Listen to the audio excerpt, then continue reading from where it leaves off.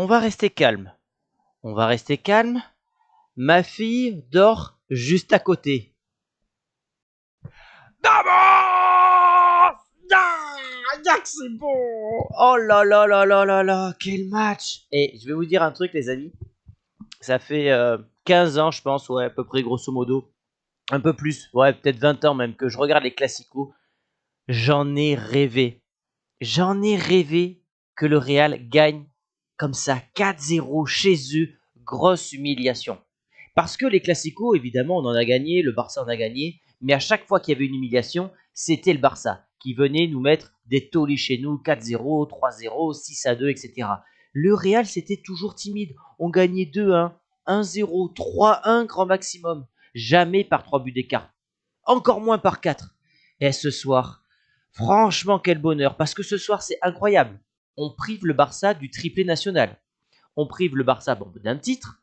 On va en finale contre Osasuna. Alors évidemment, ce n'est pas gagné, mais tu as plus de chances de gagner un titre contre Osasuna que contre l'Atlético ou contre le Barça. Et en plus, tu les humilies chez eux. Oh là là, c'était bon, c'était bon. Et pourtant, je veux vous dire, honnêtement, j'ai eu très peur. Quand j'ai vu l'entame de match, on va revenir parce qu'il aurait dû avoir un penalty pour le Barça. Quand j'ai vu que le Real restait derrière, alors que justement j'avais dit, il va falloir jouer haut, il va falloir prendre des risques, pas de regrets ce soir. Waouh, ça fait plaisir. Je vais prendre une petite gorgée d'eau. Mais c'est, waouh, quel bonheur. Franchement, je sais pas combien on va en vivre des classicos comme ça, où on va aller gagner comme ça au Camp Nou 4-0. Donc profitons les amis, profitons. Et on va tenter d'analyser ce match, même si ce soir, je vais pas vous cacher que les émotions sont quand même grandes. Donc voilà, le Real est en finale. Peut-être que ce soir, Carlo Ancelotti, bah, lui aussi fait coup double. Il va peut-être aller chercher un nouveau titre et peut-être qu'il va sauver sa tête. Bon, on aura le temps d'en reparler un peu plus tard dans la saison. En tout cas, ça me fait des matchs en plus à commenter, donc c'est que du bonheur. La composition du Real qui était plutôt offensive, hein, avec les trois de devant, Vinicius, Rodrigo, Benzema. Une défense classique, même si Camavinga était donc encore une fois latéral gauche. Et puis donc en milieu de terrain, la surprise c'était Kroos en numéro 6. Et donc Valverde pour apporter le côté box-to-box, un peu punchy. Ça n'a pas été le meilleur joueur ce soir, mais bon, il n'y aura pas de flop. Hein, je vous l'annonce, il n'y aura pas de flop ce soir. On ne peut pas mettre un flop quand tu gagnes 4-0. Donc ouais, le match a commencé au bout de 2 minutes de jeu. Donc on le voit, c'est la meilleure image que j'ai pu trouver malheureusement. On voit qu'il y a main d'Alaba. Et alors, il y a des règles qui disent, je vais vous la mettre juste après, un joueur qui tombe au sol ou se lance dans un tacle glissé doit se protéger en utilisant le support du bras. Donc en gros, il s'appuie avec son bras là. Bon, voilà. Donc en gros, d'après la règle, il n'y a pas pénalty. C'est pour ça d'ailleurs qu'on voit l'arbitre écouter et visiblement, c'est le VAR qui le dit qu'il n'y avait pas pénalty. Le bras est quand même vachement décollé du sol. Il agrandit sa zone de contact. Donc pour moi, enfin, je ne peux pas dire pour moi puisque c'est pas la règle, mais on n'y comprend rien puisque les règles changent tous les 6 mois. En tout cas, ça fait les affaires du Real parce que à 1-0 au bout de 2 minutes pour le Barça, c'est pas le même match. Il y avait Messi qui était présent puisque, entre guillemets, au bout de 10 minutes de jeu, il y a le public qui a scandé son nom. Je voulais en parler pourquoi? Parce que j'aurais aimé que le Real fasse une action populaire comme ça pour un possible retour de Ronaldo. Le Barça, ils sont en train de voir qu'il y a peut-être une chance que Messi revienne puisque ça se passe mal du côté du PSG. On en a fait d'ailleurs une vidéo sur le vestiaire, je vous invite à aller la voir. Mais bon, je trouvais ça sympa de la part du Barça pour tenter de faire revenir une légende au club. Et grosso modo, cette première mi-temps, on va revenir sur le but juste après, ça a été une domination du Barça qui a mis plus d'intensité et on avait un Real qui jouait très bas avec des lignes très écartées. Ce qui fait que lorsque Benzema récupérait le ballon, il devait jouer en duo avec Vinicius, mais il n'y avait pas d'autres joueurs pour aider ces deux, pour les aider justement à créer des occasions, à créer le décalage. Et donc, en première mi-temps, au bout de 40 minutes, pas de frappe, pas d'occasion, pas de décalage, tu subissais, tu avais l'impression que le Barça était enragé, mettait beaucoup plus de rythme dans la rencontre, et dès que le Real avait la balle, j'ai l'impression qu'il jouait justement dans un faux rythme, un peu lentement. Je me dis, mais c'est pas possible, ils n'ont pas l'impression qu'on a un retard sur le score là. Donc j'étais inquiet jusqu'à ce but, alors qui est en fait accordé à Vinicius, c'est Benzema qui le pousse, mais le ballon a déjà dépassé la ligne. Je n'ai pas l'image là malheureusement, mais le plus beau geste de l'action, c'est la feinte de frappe de Benzema qui va mettre dans le vent deux joueurs du Barça pour la mettre en retrait à Vinicius. Ça a été donc une attaque éclair côté Real. Et là, en fait, alors j'ai pas la minute de jeu, mais on marque à la 46e, juste avant la mi-temps. C'est le timing parfait. Et je crois que le Barça avait fait exactement la même chose au match aller. Ils avaient subi la première mi-temps et ils avaient marqué juste avant la fin du premier acte. Donc voilà, ben, comme quoi les choses des fois se répètent, mais dans l'autre sens. On prend, voilà. Honnêtement, c'est un hold-up. On va pas se mentir. Quand tu produis une telle première mi-temps et que tu mènes 1-0 au Barça, c'est un exploit. Je voulais parler de cet homme-là. On va en parler juste après, mais vous allez voir les statistiques de zinzin de Camavinga. 100% de passes réussies, 100% de tacles réussis, des interceptions, des récupérations, des duels gagnés. Son match a été tout simplement stratosphérique. On parle d'un joueur qui, il y a quelques semaines, quelques mois, ne jouait pas au poste de latéral gauche. C'est tout simplement incroyable l'adaptation qu'a eu Camavinga, qui est désormais un titulaire à part entière cette année du Real Madrid. Et évidemment, il fait partie des tops. Et puis, on a Ramadan Karim qui va donc mettre le 2-0 sur un but d'ailleurs qui me fait penser. Donc ça, c'est le but de Benzema. Voilà, qui est magnifique. Et il me fait penser, quand je l'ai vu, j'ai eu un flash dans ma tête. J'ai vu Ronaldo contre la Juventus en 2017. La même position, la même trajectoire du ballon et exactement au même endroit. Petit filet droit par rapport au gardien. Magnifique, une précision chirurgicale. Alors qu'on le sait, Ter Stegen en Liga, c'est 20 clean sheets en 26 matchs. C'est une défense de fer. Et donc voilà, tu mènes 2-0, le plus dur est fait.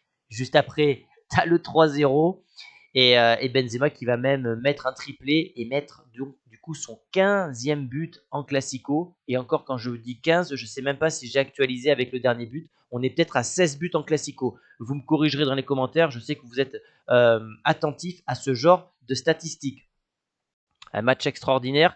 Donc Benzema cette semaine, c'est 2 triplés, 2 matchs, 6 buts. Il y a quelque chose avec le Ramadan avec Benzema. Il est sûrement plus affûté. Il est plus en phase avec lui-même, je sais pas, mais il se passe quelque chose. On a eu exactement le même phénomène l'an passé à la même période. Et là, c'est parfait parce qu'on est parti peut-être pour une belle fin de saison avec la Ligue des Champions. Ce match-là va servir de référence au Real dans le sens que l'an passé, ça a été dur en Ligue des Champions, on s'en est sorti. Contre le Barça cette année, ça a été compliqué, on s'en est sorti. Donc en gros, ce Real est quand même difficile à tuer, assez insubmersible parfois. Et quand tu as un joueur, Benzema, qui s'entend à merveille avec celui-là, bon, tu fais des ravages. Alors, il a pris un rouge en fin de match. D'ailleurs, il s'est accroché pas mal de fois avec Gavi, qui est totalement insupportable. Moi, je vous le dis, hein, Gavi, j'aurais joué contre lui, j'aurais pas pu me retenir. Ah, je sais pas, il le porte sur son visage, il fait que des fautes, de l'anti-jeu. Et autant Pedri, je trouve qu'il a vraiment de la magie dans les pieds côté Barça. Autant Gavi, franchement, je le trouve un peu surcoté. Et oui, il met de l'intensité, tout ça, mais trop agressif à mon goût. Donc Vinicius va louper la finale. Ça va être une grosse perte, évidemment, parce que son duo avec Benzema est formidable. Mais voilà, si j'avais dû choisir ce soir entre non-qualif et Vinicius pas suspendu, bon, j'aurais choisi évidemment cette option-là, l'option qualification, humiliation du Barça et Vinicius suspendu pour la finale. De toute façon, étant donné qu'il a joué la compétition, il aura le titre. En parlant de titre, cet homme-là, va peut-être enfin réaliser le full set. Il a tout gagné dans sa carrière, sauf l'Euro avec l'Allemagne, mais je veux dire, avec le Real Madrid, avec le Bayern, il a absolument tout gagné. Il lui manque un trophée, la Copa del Rey, puisque la dernière Copa del Rey a été remportée en 2014, l'année de son arrivée, et donc il n'a toujours pas gagné cette compétition, et il pourrait donc remporter tous les trophées avec le Real Madrid, et ça fait vraiment plaisir. Autre stat, je ne l'ai pas mis là, mais Camavinga, en cas de victoire avec le Real Madrid, et écoutez-moi cette stat parce qu'elle est vraiment très importante, deviendrait tout simplement le plus jeune joueur de l'histoire du Real Madrid à remporter tous les trophées à 20 ans. C'est-à-dire que c'est un record qui sera quasiment impossible à battre. C'est-à-dire qu'il faudrait qu'il y ait un joueur comme Hendrik, par exemple, qui arrive à 17-18 ans. Non, il ne peut même pas arriver à 17 ans parce que ce n'est pas possible en Espagne. Qui arrive à 18 ans et qui fasse dès sa première année ou sa deuxième année tous les trophées. C'est quasiment impossible. Donc, Camavinga, je ne sais pas s'il regarde cette vidéo, je ne sais pas s'il aura accès à cette data, mais en tout cas, Camavinga a l'occasion de rentrer dans l'histoire du Real Madrid pour très longtemps, car à 20 ans, remporter 6 trophées, enfin tous les trophées possibles, c'est quasiment impossible à battre comme je dis. Et là, ce qui me fait plaisir aussi, juste avant de terminer cette vidéo, c'est que le Real reprend un petit peu le large. Vous savez, c'était le 5e Classico de la saison, il y avait 3-1 pour le Barça, et donc dans le hit to win, dans le nombre de victoires du Real en Classico et du Barça dans le Classico, le Barça était remonté. Et ils avaient l'occasion ce soir de revenir tout simplement à égalité. Le Real, qui a souvent été devant, voire qui a toujours été devant, garde encore ce petit break d'avance, et donc ça me fait plaisir. Les stats du match, une possession qui a été quasiment, totale égalité pour la possession, pardon, je commence à fatiguer. 51-49 pour le Barça, au nombre de frappes, pareil, on est à 9 pour le Barça, à 8 pour le Real, mais par contre, beaucoup plus de frappes cadrées pour Madrid. Donc 6 frappes, 4 buts, encore une fois, une efficacité redoutable, ce qui est vraiment la force quand même de ce Real. Ils n'ont pas besoin de 10 000 occasions pour marquer. Liverpool en a encore fait les frais en Ligue des Champions. Ça, ce sont les momentum. Donc on voit qu'en violet, le Real a été totalement absent en première mi-temps. On n'a que des graphes verts. Et par contre, en deuxième mi-temps, des courbes totalement violettes, des phases d'absence totale du Barça, vous le voyez, qui a subi parce que le Real a également joué plus haut. Ça a gêné Xavi, ça a gêné les Catalans. Tant mieux pour nous. Ce soir, on a vécu une soirée historique et de souvenirs. La Copa del Rey, les classicos en Copa del Rey se passent très bien. J'ai le souvenir de la tête de Ronaldo à l'époque José Pep Guardiola, la tête de Ronaldo qui va offrir le premier titre de Mourinho sous l'ère Real Madrid. J'ai le souvenir évidemment du but de Gareth Bale en 2014 et c'était c'était il y a 10 ans, quasiment 10 ans. Donc voilà, c'était la dernière fois que le Real avait affronté, je crois, le Barça en Copa del Rey. Et donc là, victoire 4-0. Donc vraiment, j'ai de bons souvenirs dans les classicos en Copa del Rey. Et ça fait du bien. Donc les notes de la rencontre, alors je vois pas parce que j'ai ma caméra qui est juste au-dessus, mais je crois que Benzema a 9,7. Vinicius 9,1. Bon, on n'a que des bonnes notes. Camavinga est très très bien noté. Vous voyez, Valverde noté à 7. Moi, je ne l'ai pas trouvé si important que ça.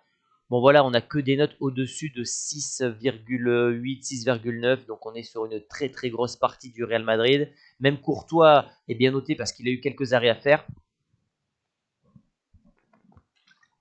Mais bon, on est sur une soirée historique. On va profiter, les amis. Je vous donne donc mes 3 tops. Vinicius, parce qu'il fait une passe décisive en double contact, il provoque le penalty, il marque le premier but. C'est d'ailleurs peut-être son match référence en Classico. Benzema, parce qu'il met un triplé en Classico. Et de mémoire, je crois que Ronaldo n'a pas réussi à le faire, même s'il a joué moins de Classico. Et évidemment, Camavinga. Dans les flops, Monsieur Xavi, voilà. J'aurais pu mettre Gavi, mais voilà, je suis bien content de mettre Xavi dans mes flops, pardon. Et je l'ai mis 3 fois, voilà, histoire de bien assister. La suite, c'est quoi? C'est Villarreal en Liga. Est-ce que ça va mettre un coup au Barça pour la Liga? Bon, je pense que c'est trop tôt pour en parler. En tout cas, c'est le match de ce week-end. Faudra préparer Chelsea. Donc, c'est un match à pas sous-estimer. Faudra pas tomber dans un autre faux rythme et se croire déjà invincible, ce qui est la spécialité du Real Madrid.